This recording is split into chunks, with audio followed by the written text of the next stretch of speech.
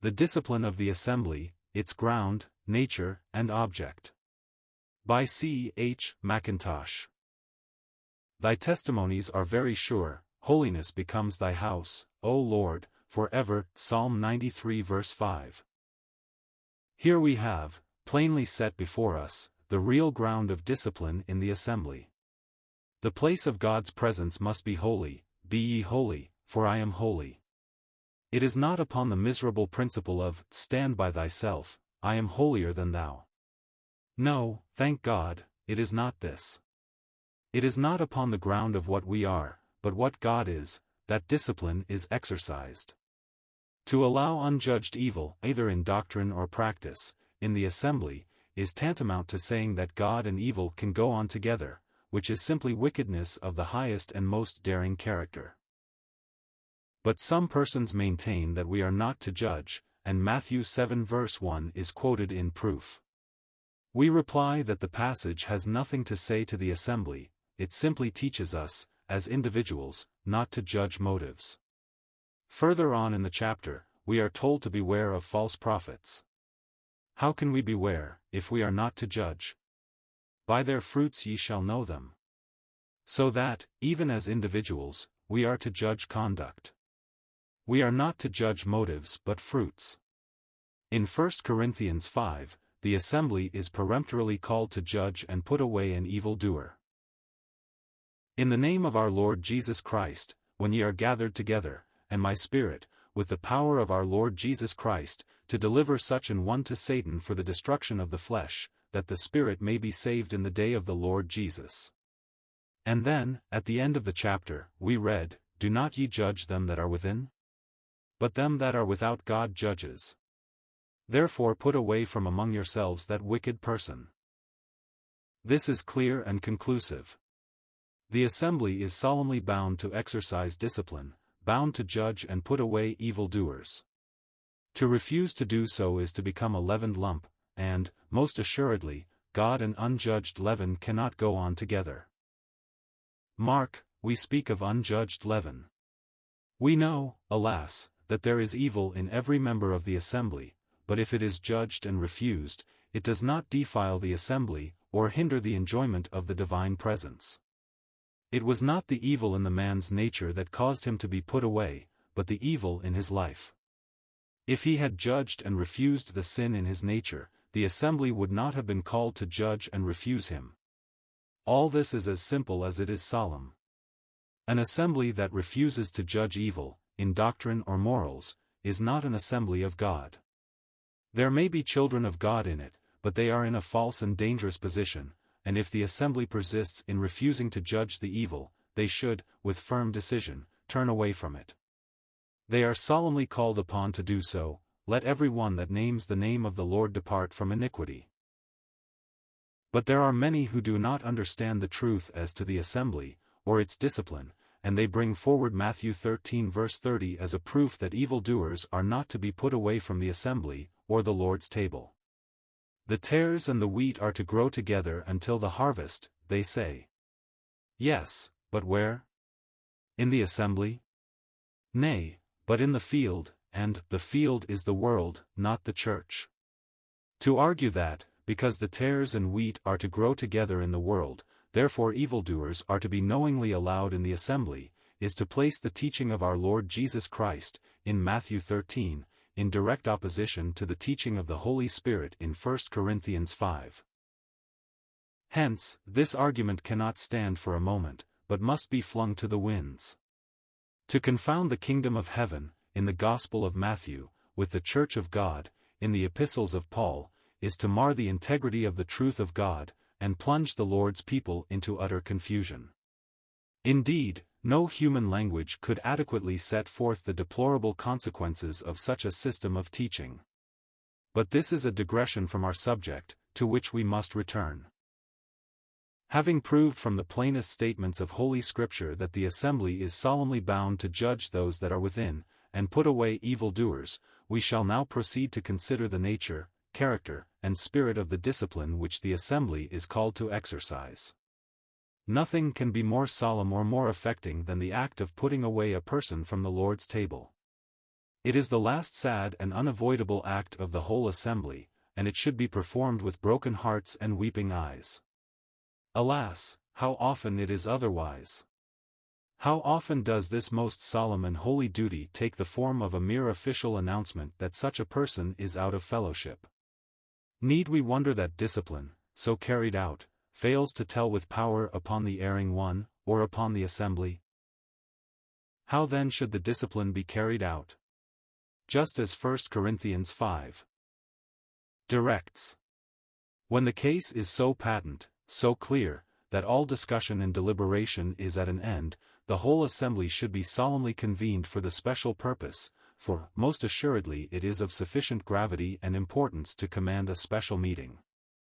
All should, if possible, attend, and seek grace to make the sin their own, to go down before God in true self-judgment, and eat the sin offering. The assembly is not called to deliberate or discuss. If there is any demand for discussion, the assembly is not called to act. The case should be thoroughly investigated, and all the facts collected by those who care for the interests of Christ and His Church, and when it is thoroughly settled, and the evidence perfectly conclusive, then the whole assembly is called to perform, in deep sorrow and humiliation, the sad act of putting away from among themselves the evildoer. It is an act of holy obedience to the Lord's command. We cannot but feel that, were the assembly's discipline carried out in this spirit, we should see very different results. How different is this from the formal reading out of a notice in the course, or at the close, of an ordinary meeting, a notice often unheard by many. It is an entirely different thing, and it would be attended with very different results, both as to the assembly and the person put away. There would be a much more profound sense, on all hands, of the gravity and solemnity of the assembly's discipline. And oh, what urgent need there is of this in all our assemblies! We are sadly prone to be light and trifling. We would repeat and emphasize the statement, that the putting away of a person from the Lord's table, as well as the reception, must be the act of the whole assembly. No one has any right to tell another to remain away from the table. If I know of any brother who is living in sin, should seek to exercise his conscience in a pastoral way, I should warn him, and seek to lead him to self-judgment. If he persists, I should bring his case before those who really care for the honor of Christ and the purity of His assembly. Then, if there be no hope, and no possible ground for demur, the assembly should be called together to act, and the occasion might be used for setting before the consciences of all the solemnity of the ground occupied by the assembly, and the holiness that becomes the house of the Lord forever. We cannot too strongly protest against the idea of the whole assembly being called to discuss cases of discipline. We may well say, doth not even nature itself teach the unseemliness of bringing the details of a case of immorality, for example, before a promiscuous assembly? It is contrary to God and contrary to nature. In conclusion, one word as to the object of the assembly's discipline. The inspired apostle tells us, in 1 Corinthians 5, that it is salvation, that the spirit may be saved in the day of the Lord Jesus. This is very precious. It is worthy of the God of all grace. The man is delivered to Satan for the destruction of that odious thing which has caused his humiliating fall, that his spirit may be saved in the day of the Lord Jesus. Let us never forget this. We should ever be on the lookout for this precious result when any one has to be put away. We should wait much on the Lord to own the action of the assembly in this way. We should not put away evildoers in order to get rid of a disgrace or a trouble to us, but to maintain the holiness of the Lord's house, and for the ultimate salvation of those put away. And here we may remark that the discipline of the assembly can never interfere with the unity of the body. Some persons speak of cutting off the members of the body of Christ, when any are refused or put away by the assembly. This is a grave mistake.